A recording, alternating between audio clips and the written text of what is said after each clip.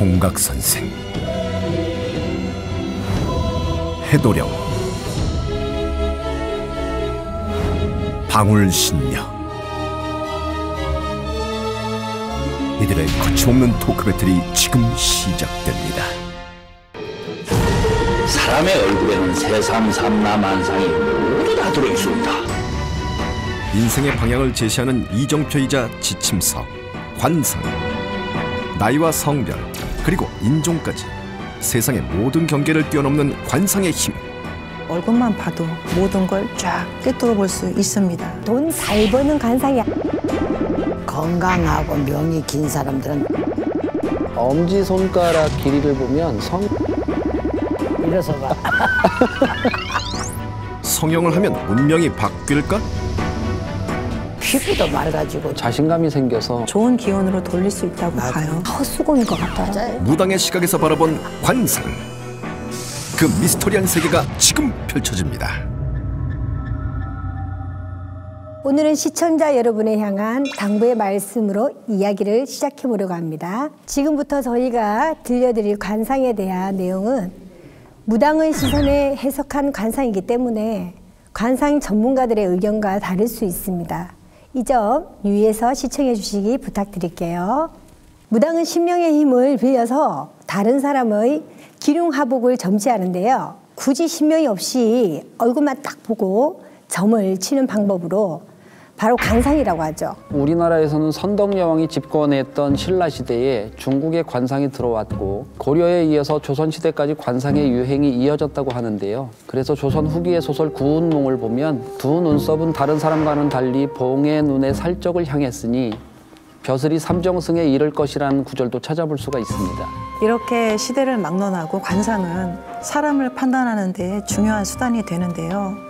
저는 무속에서도 관상은 중요하다고 생각합니다. 사주팔자는 내면의 기운을 가지고 있는 반면 관상은 외면에서 풍기는 기운이 있습니다.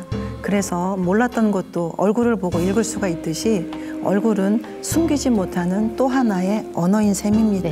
그리고 타로나 명리로도 점을 볼 수는 있지만 저는 신점 제외하고 봤을 때 관상이 제일 정확하다고 봐요. 사주팔자에 오행이 있듯이 얼굴에도 오행이 드러난다는 게 보이기 때문에 관상도 충분히 믿을 만한 것 같아요.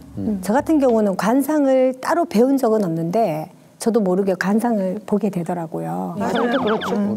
거의 신을 모신 사람들은 관상을 본다고 봐야지. 관상학에서는 생김새를 하나하나 따지면서 보지만 무당의 관상법은 얼굴의 전체적인 흐름과 구성, 기운을 한꺼번에 읽습니다. 저는 그걸 선점사 또는 초읽기라고 하는데요. 얼굴은 그 사람이 지니고 있는 기운과 성향이 그려진 그림이기 때문에 얼굴만 봐도 무릎이 땅에 닿기도 전에 모든 걸 쫙 꿰뚫어 볼 수 있습니다. 그래서 저는 관상을 보면 조상까지 보이더라고요. 특히 눈썹이 이어지지 않고 눈썹 끝에 흉터가 있으면 조실부모한 경우가 좀 상당히 많았어요. 그래서 눈썹 부근을 보면 부모덕이 있는지 없는지 혹은 한부모인지 양부모인지 또 그런 것들이 가려져요. 그리고 단명한 조상도 보일 때가 있는데 그건 눈썹의 모양새만 보는 게 아니라 신명이 또 곁들여져야 되고요. 관상하고 신점이 다른 게 나올 때가 있잖아요. 관상만 보면 사장님인지 회장님인지 소리를 들을 만한 남자가 있었는데 신명으로 들여다보니까 10년을 넘게 거지처럼 살았더라고요. 그리고 그 분을 보고 스님 사주인가 사주를 보니까 제 생각에는 관상의 사주가 어긋나니까 주변의 도움을 받지 못하는 게 많이 있는 것 같더라고요. 그래서 저는 그분한테 사러 들어가는 게 좋겠다 조언을 내가 했는데 지금 지리산에서 스님 생활을 잘하고 있어요. 그 관상도 무시는 뭐 한다는 제가 본 남자분은 부처님처럼 생긴 그 분이었어요. 딱 봐도 그냥 부처님. 귀도 크고 이목구비도 뭐 뚜렷하고 굵직굵직해서 관상으로는 사실 뭐 흠잡을 곳이 전혀 없었는데 신명으로 들여다보니까 이제 실상은 백수. 그 남자분은 사실 이제 조상이 문제인데 조상에서 닦아놓은 게 너무 없으니 그분이 딛고 일어설 말하자면 에너지가 없는 거예요. 그래서 이 문제를 이제 해결을 해야 되는데 사실 경제적으로도 여력이 없으니까 결국 굿도 하질 못하고. 그래서 만약 관상만 있는 그대로 제가 봤다면 문제의 본질을 찾지 못했을 것 같아요. 진짜로 밝히는 여자는 입꼬리가 살짝 올라가요. 평소에 웃지 않아도 살짝 올라갑니다. 고 선생님 그냥 밑으로 쫙 내려갔잖아요. 하늘 선생하고 틀리지. 네, 저 올라가지 않았어요. 저는 평평하잖아요. 그러니까 너무 과하지도 않고 덜하지도 않다. 아주 기준적인 평범한 상이죠. 그런데 이 와중에 정말 미스터리한 관상을 가진 분이 있습니다. 바로 총각 선생님이신데 어머. 보시면 입술이 약간 검죠. 네. 그리고 이제 얼굴도 까무잡잡하잖아요. 네. 이런 분들이 정력이 세고 또 여자도 많이 거느려야 되는 관상이에요. 이상하게 그렇지 않단 말이죠. 부인은 어떠세요? 셉니다. 관상학에서는 12궁이라고 얼굴에 있는 12곳의 생김새나 상처, 밝기, 윤택감 등을 통해서 기룡하복을 판단합니다. 이마의 정중앙인 이 관록궁은 출세와 명예를 보지만 무당은 이마를 통해서 귀신의 침입을 파악하고 또 이마로 빙의자와 자아로 소통을 하기 때문에 퇴마를 할 때 살해자가 귀신에게 사로잡혀서 조종을 당하면은 이마에 혈침이나 화전을 놔서 그 흐름을 깨고 많은 여러 가지 이 신구로다가 자극을 하기도 하지요. 그리고 이제 관상학에서 보면 입술이 성격이 드러난다고 하죠. 입술이 얇으면 내성적이면서 뭐 감정이 숨기는 경향이 있고 반대로 도톰하면 자기 주장이 뚜렷하고 고집이 세다 이렇게 말씀하시더라고요. 그런데 무당에게 입은 퇴마할 때나 귀신이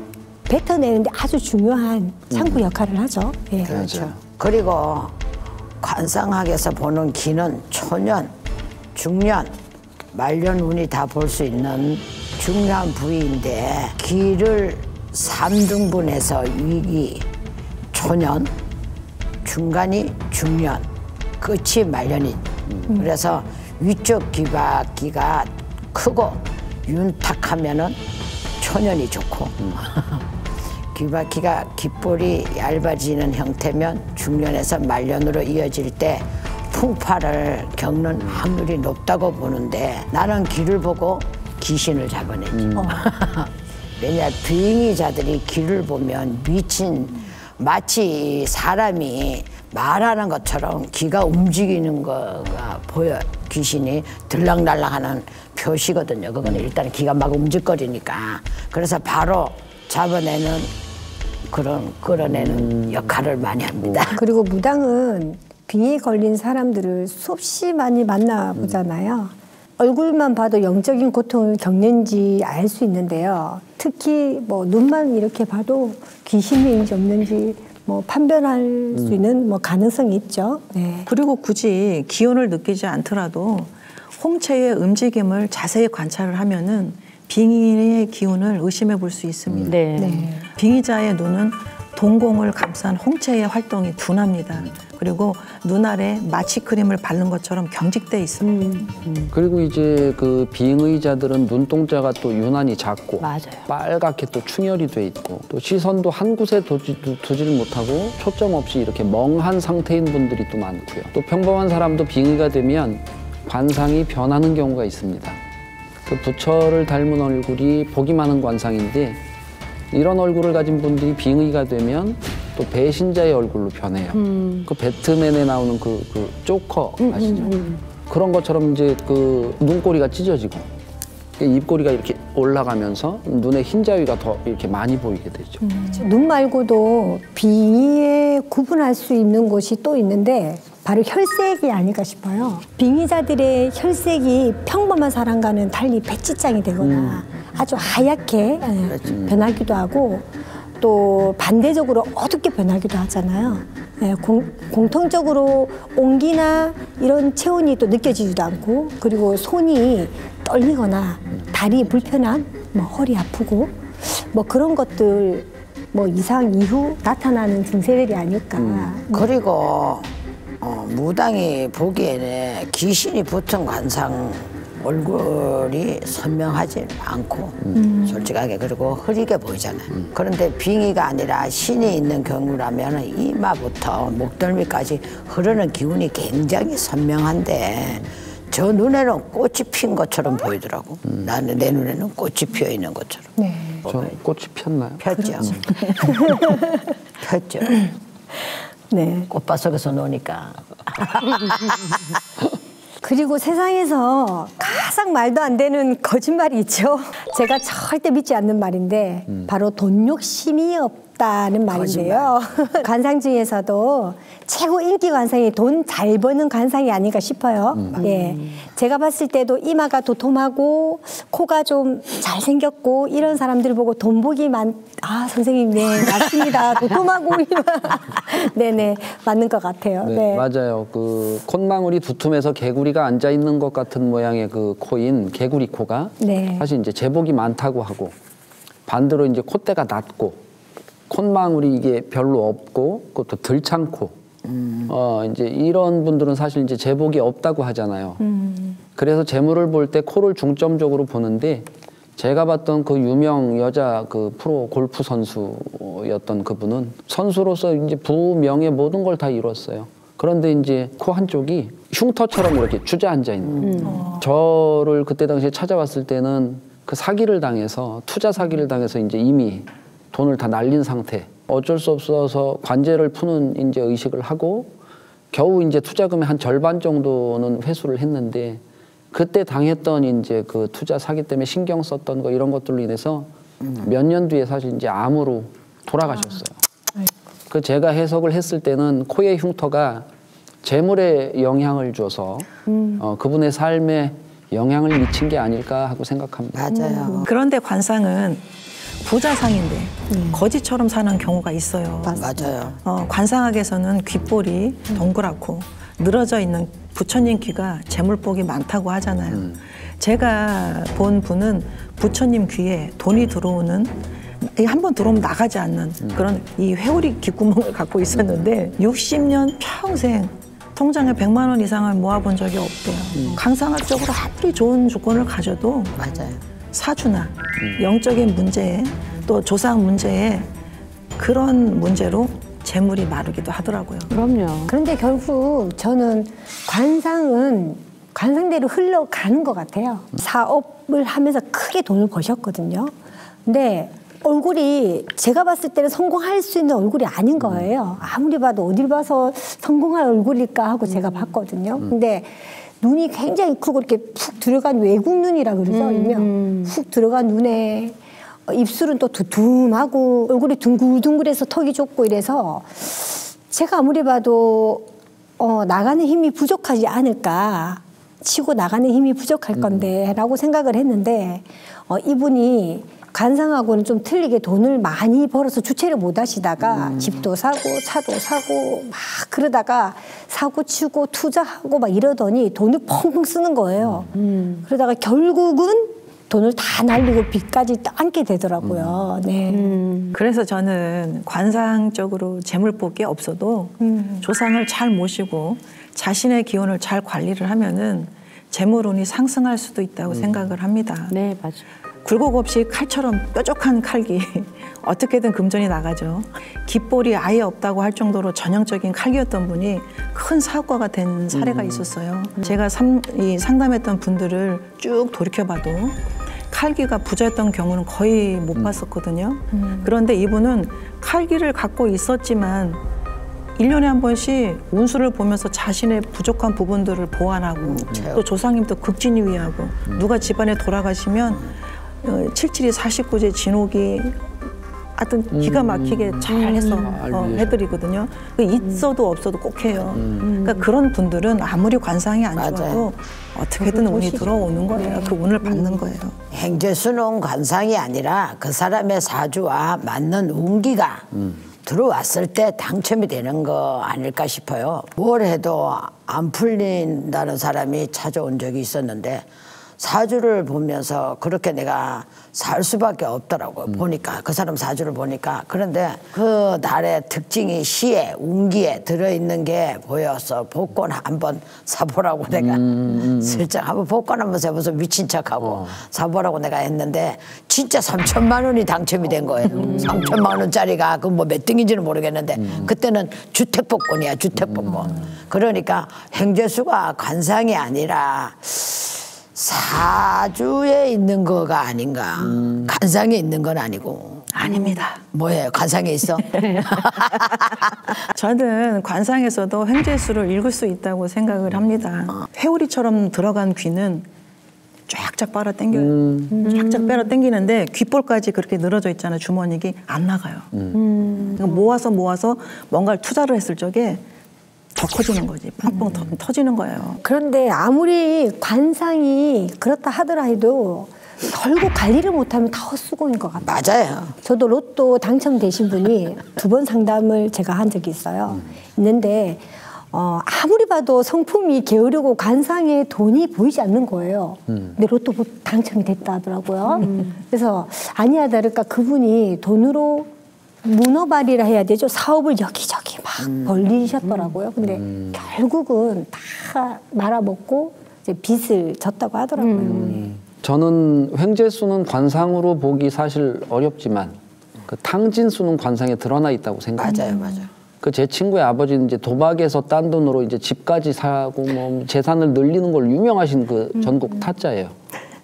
근데 얼굴은 이마도 좁고 눈도 막 이렇게 짝눈에 그 윗니가 이렇게 돌출이 되고 또 입하고 턱 사이가 엄청 또 좁아요. 그러니까 그 친구 아버님 얼굴을 봐서는 재물을 지킬 수 있는 상이 전혀 아니죠.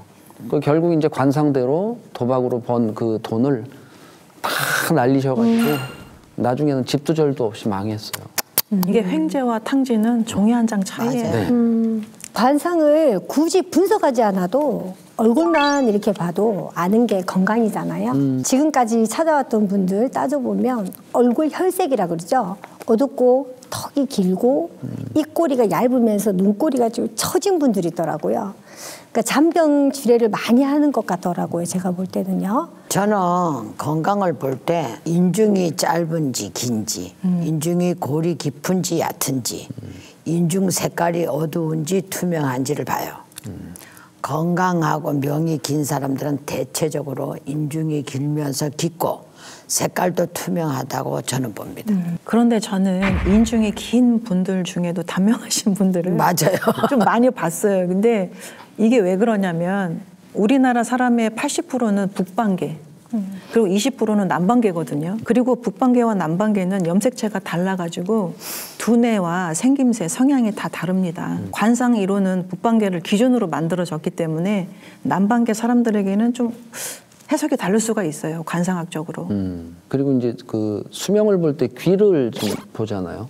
맞아요. 제복이 많은 그 부처님 귀가 또 그 명도 길고 그 귀도 작고 얇은데 또 귓볼이 또 없는 분들은 상대적으로 또 명이 또 짧다고 하고 그게 사실 저도 이제 매일 보잖아요. 거울을. 이 귀도 제가 작고 또 얇아요.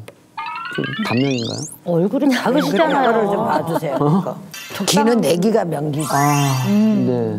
아무리 봐도 돈이 안 붙을 귀. 저도 굉장히 아무리 봐도 돈이 안 붙을 귀. 아무리 봐도 돈이 안 붙을 귀. 우리 본다고? 고 선생님은 귀를 봐도 딱 만신귀예요.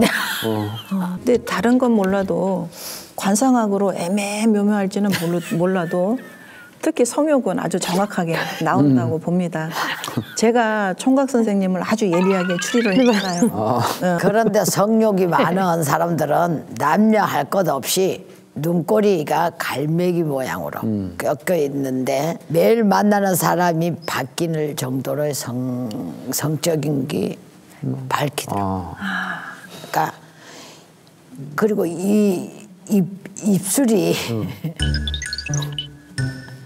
입술이 두텁거나 코 중앙에 점이 있는 여자들 월, 하, 수, 목, 금까지 남자가 있는 거. 근데 일부러 성형한다고 여기도 이렇게 찍기도 하잖아요. 그거하고는 상관없죠. 상관없죠. 타고난 거. 타고난. 지금까지의 관상은 모두 잊어라. 이제 은밀하고 위험한 관상의 진실이 공개된다. 엄지손가락 길이를 보면 성기의 길이를 유추할 수 있다. 이게 뭐 물건만 그렇게 좋다고 해서 그런 게 아니라 작은 것보다는 큰 게 낫잖아. 지기도 좋고. 바람 많이 피는 사람들이 사각궁뎅이면서 올라가는 운동을 하도 해서 그랬나? 우치기. 이거 19금 아니에요? 그리고 무당들이 본 범죄자들의 관상은 어떨까? 범죄자는 관상으로 구별하는 게 어렵더라고요. N번방 그 가해자들 얼굴 봐요. 비슷하게 생겼잖아요. 수배자들 다 비슷하게 생겼어. 머리털이 이마 높이보다 이렇게 높게 이렇게 솟아야 되는데 이게 꺼진 거예요. 나 많이 당했어요 정말. 다음 주 관상의 신세계로 여러분을 초대합니다. 미스터리 서클에서는 폐가 흉가 또는 빙이나 잘못된 신내림 등 영적 고통으로 솔루션이 필요한 분들의 제보를 기다립니다.